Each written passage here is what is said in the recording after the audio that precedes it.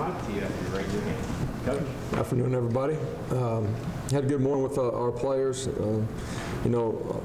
After reviewing the tape, some of what I thought after the game rung true. I thought our guys competed extremely hard, played every second on the clock, played it right up until the end. There were some things that we obviously can do better in all three phases. Had to play smarter to finish on the right side of that, didn't do that. Those are things that, for the most part, we control. Offensively, just some simple communication things. Defensively, got to get off the field on third down. Thought a lot of what they did at the line of scrimmage was really positive for most of the night. Didn't handle the quarterback draw. We had some different things that were in the game plan to help that. We just didn't execute it. And then special teams, a lot of really good things, but a couple of things that obviously the muff punt, the penalty where you push the offense into a backed up situation. Those are things that we got to be better in. Good news for us is we can control a lot of that.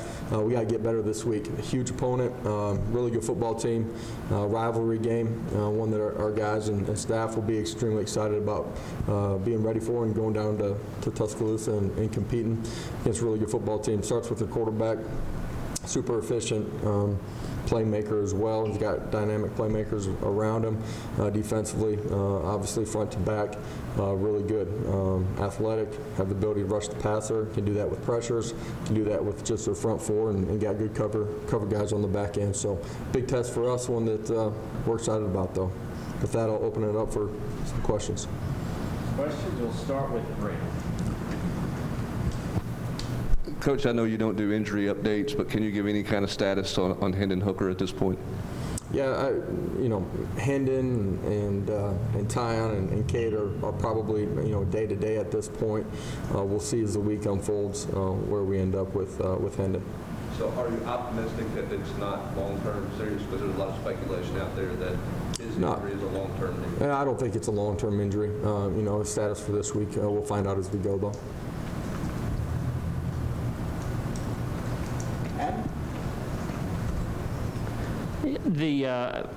You had recruits in the other day.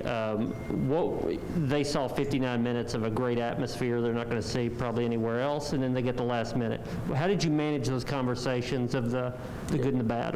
Yeah, they're going to take away the 59 minutes, the slight delay, and then, to see our student body rush down and fill the bottom part of the section, the remainder of our crowd to be amped up for the final minute of play, that's the takeaway. And I know for some guys, for some people, the story is what happened. Our administration has obviously made it clear that that's not the stance and what we want from the volunteer spirit. That I feel the same way. That's a very few number. The passion, energy from our fan base. I've been in a lot of competitive arenas as a player and as a coach. There was nothing better that I've ever been in than what happened on Saturday night.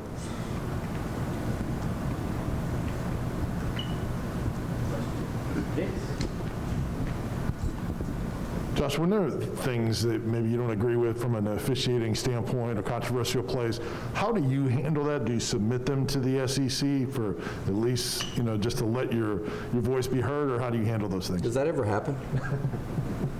Yeah, I know things don't get overturned, but I guess some people procedurally. No, you turn those things in on Sunday. Okay.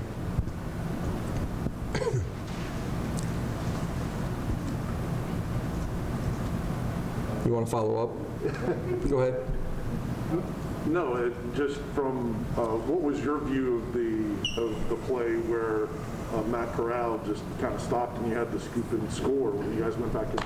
Yeah, it looks like a delay pop pass type play over the middle. I think you guys all understand what my stance is on what actually transpired during the play. Two officials are chasing the ball into the end zone and then confer on the back end of it. One of those situations where it's not reviewable based on what they told me. Wes?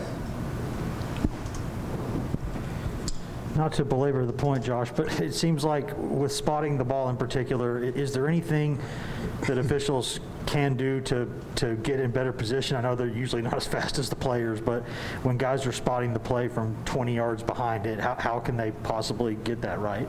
Yeah, based on where the official is and where the play was, he's in a tough position. The reality is wherever that ball was spotted, that's probably, after review, where it was going to continue to be.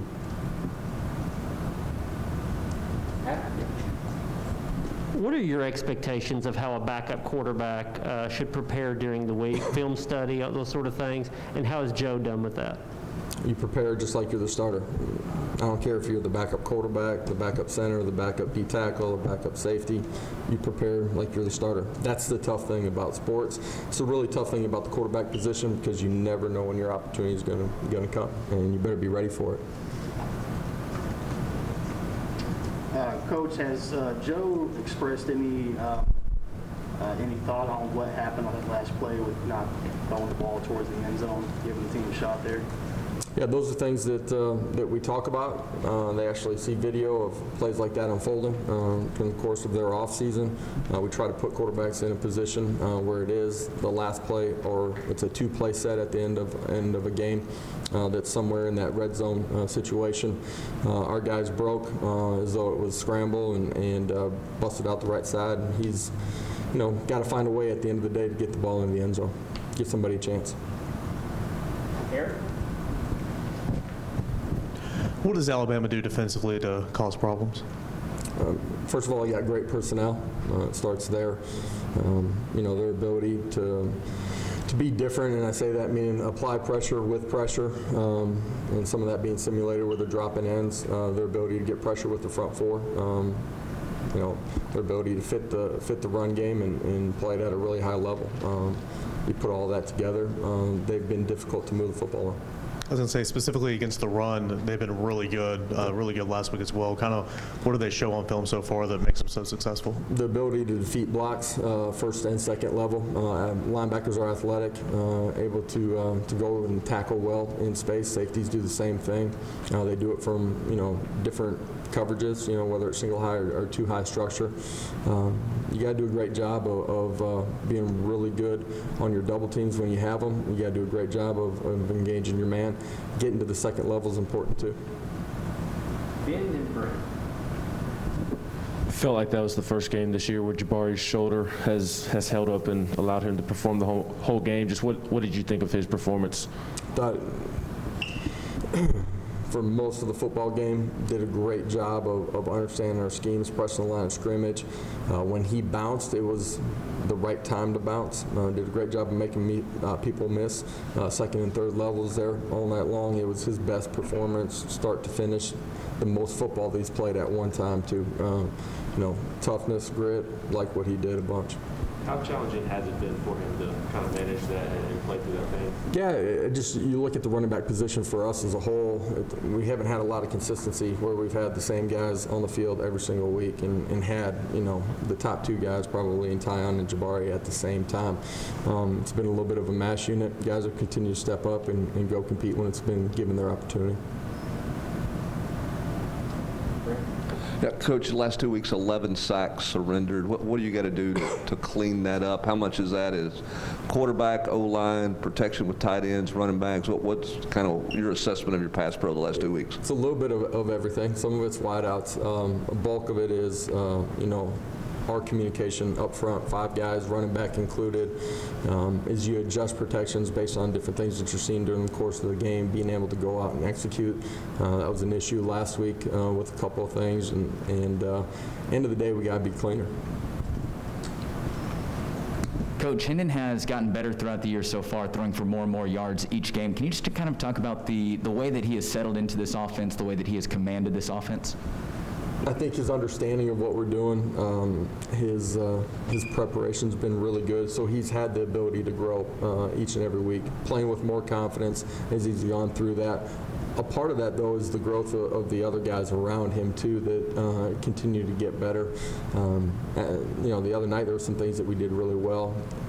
when I say we need to play smarter, for 4 quarters, each guy can't take his turn of being off, one time. That just kills you in a game that's, limited opportunities. So for Hendon, he's going to continue to grow. Believe that. He prepares in a great way. His teammates care about him. His teammates believe in him. That's been a big part of why he's been able to grow too. Coach, obviously when Kay went out, Dane Davis came in. I guess he hadn't played a whole lot this season. How did you kind of evaluate his performance on Saturday night? Yeah, some really positive things. A couple things in protection that weren't as clean as they need to be as we adjusted things during the course of the ball game. Believe in Dane, believe in his preparation. If Kay's not able to go this week, feel like he'll be ready to play at a high level. Brian? Josh, you mentioned the bottom line is you got to make those stops on 3rd down, but when you went back and watched those on film, how much of that is just a great quarterback making a great play versus you guys not being in position to make those? For sure, great players at some point make good plays.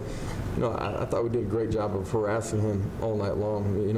We got the 1 pick, but we're close to a bunch of other things. Got a strip sack. They're able to get back on the ball. Had the play that we talked about previously. We're close to a couple other picks. I thought our effort and being relentless and continuing to play each play showed as the game went on. There's some things that structurally we can control to take away some of those opportunities. He is a really good player, though.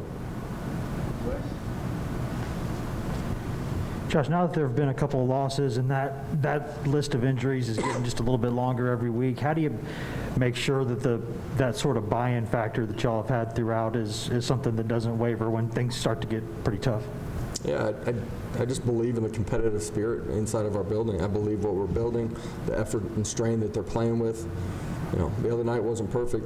There's that. No point did you ever question the effort and the want to. I believe in who those guys are, and as you build a program, that's the first place that it starts. So. Ole Miss ran over 100 plays, but it seemed like defense still kind of got better as the game went on. Just how rare is that, especially with some of the depth issues y'all have? Yeah, for sure. When you're thin or not as deep as you may want to be, just based on pure numbers as we started the season, their ability to get better as the game went on, kind of get comfortable within the game. 4th quarter, did a fantastic job. Speaks to their effort, their strain, their competitive spirit. It speaks to their understanding of what we're doing. I think defensively we continue to get better every single week. Kind of as a follow-up to that, how do you manage, I know you've got an off week coming, how do you manage this team? Because the volume of snaps for guys are increasing. I think Matthew Butler was at almost 80 snaps Saturday. You guys playing 100 snaps. How do you continue to get better on the practice field but manage guys the back half of this season? Yeah, I think our players, by the time we get to game day, feel fresh and ready to go compete. Good teams, good players got to continue to get better. We're going to continue to give practice squad looks. We're going to continue to go good on good here. And then, I think the bye week for us, it's a 1-week season this week, and then bye week, you got to make sure that you get your guys' legs back underneath them and make sure they're ready for the final run.